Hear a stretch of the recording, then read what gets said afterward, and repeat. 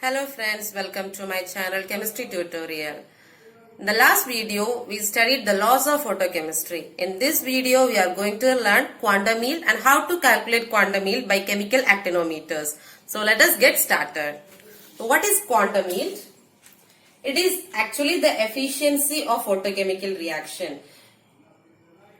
And the formula of quantum yield phi is given as number of moles decomposed or formed divided by the number of quanta observed, or the quanta can be said as Einstein.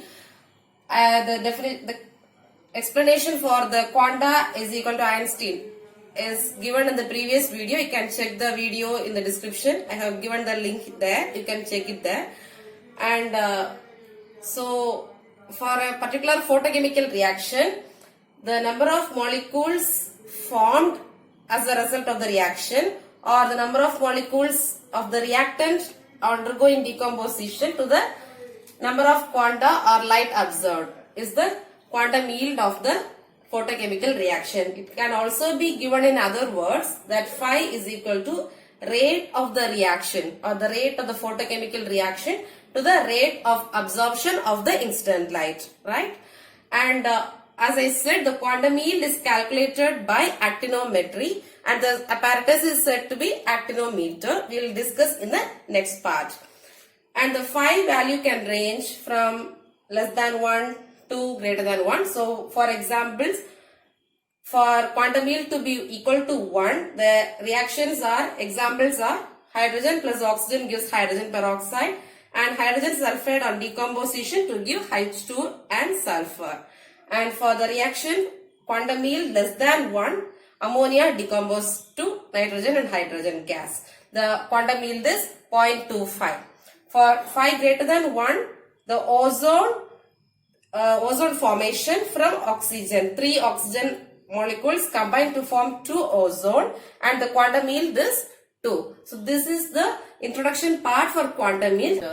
The chemical actinometers, the process or the phenomenon is known as chemical actinometry, and this is used for measuring the intensity of the incident radiation in a photochemical reaction.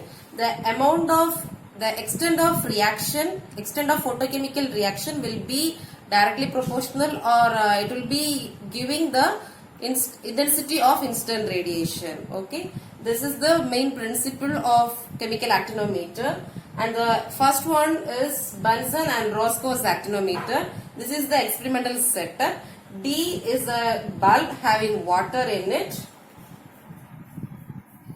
and B is another bulb having water again, and above this there will be hydrogen and chlorine gases in the gaseous form. Okay, and this is C, a graduated tube. The graduated tube is shown here, and the light is made to fall on the bulb B.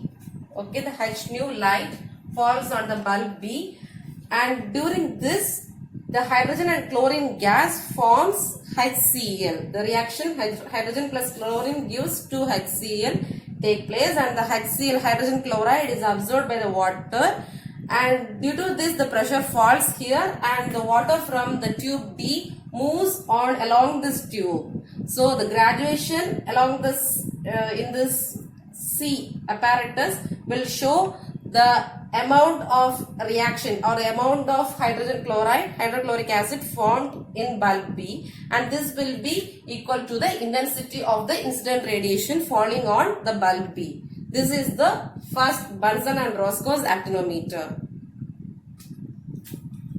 And one is Eder's actinometer. The photochemical reaction involved in Eder's actinometer is mercuryl chloride with ammonium oxalate gives ammonium chloride, carbon dioxide, and mercurous chloride. This reaction is the photochemical reaction taking place in Eder's actinometer, and from this reaction we get the rate of the reaction, and from this we calculate the intensity of the incident light. The third one is uranyl oxalate actinometer.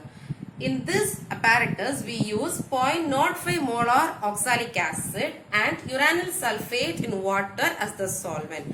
And when light falls on the system, uranyl ion acts as a photosensitizer and initiates the decomposition of oxalic acid. and the rate of the reaction or the extent of the reaction is known by titrating oxalic acid against KMnO4, and the working range for this uranyl oxalate actinometer is 208 to 435 nanometer, and the quantum yield is 0.5. And the third one is MgL actinometer. MgL actinometer is malachite green leucocyanide.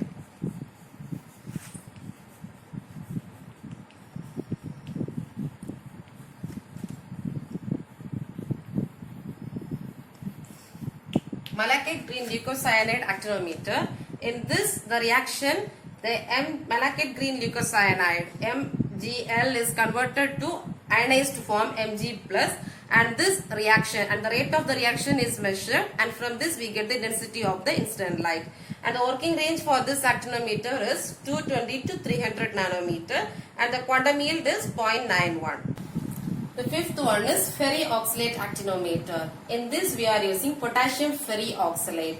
The reaction is decomposition of potassium ferrioxalate. This was developed by Parker and Hatchett, and the reaction on irradiation of light, the Fe3 plus ion is reduced to Fe2 plus ion, and the quantum yield is 1.2 to 1.7. The range in between this, the quantum yield will be there, and this rate of the reaction is estimated colorimetrically at 510 nanometer, which is deep red color. The reaction you will be, if you are an MSc student, you will do it in your colleges, practicals. And the range of this actinometer, working range of the actinometer is 250 to 577 nanometer.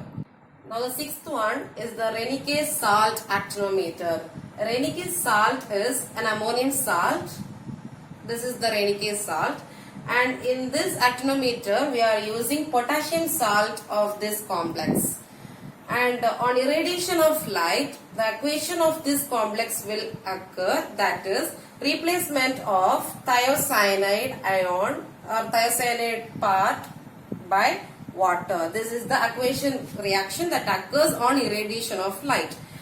And phi is calculated, that is quantum yield is calculated as the number of thiocyanides released per Einstein of light absorbed, and the quantum efficiency will be in the range of 0.27 to 0.3. For the reaction to occur, the pH is maintained between 5.3 to 5.5. The working range for this actinometer is 316 to 735 nanometer. Hope you guys understood the topic. Please give a like if you like the video. Please share to your friends, and don't forget to subscribe to my channel Chemistry Tutorial. Stay tuned with me. We are going to upload more videos on further topics, so you can leave comments of any doubts you have, and don't forget to subscribe to our channel. Thank you. இதுவரைக்கும் English videos போட்டிருக்கேன். உங்களோட கன்வீனியன்ஸ்க்காக இனிமே same வீடியோவை இங்கிலீஷ்லயும் தமிழ்லயும் போட போறேன். So ரெண்டு லிங்கையுமே check பண்ணிக்கோங்க. உங்களுக்கு எல்லா லிங்குமே டிஸ்கிரிப்ஷன்ல இருக்கும், செக் பண்ணிக்கோங்க. நம்மளோட சேனலை சப்ஸ்கிரைப் பண்ணுங்க, அப்போ உங்களுக்கு எல்லா வீடியோஸுமே அப்டேட் ஆகிட்டே இருக்கும், நோட்டிபிகேஷன் வந்துட்டே இருக்கும் உங்களுக்கு. ஸோ கீப் வாட்சிங், ஸ்டே டியூன் வித் மீ. மறக்காம உங்க ஃப்ரெண்ட்ஸ் எல்லாருக்கும் ஷேர் பண்ணுங்க, சப்ஸ்கிரைப் பண்ண சொல்லுங்க. சரியா? தேங்க்ஸ் ஃபார் வாட்சிங்.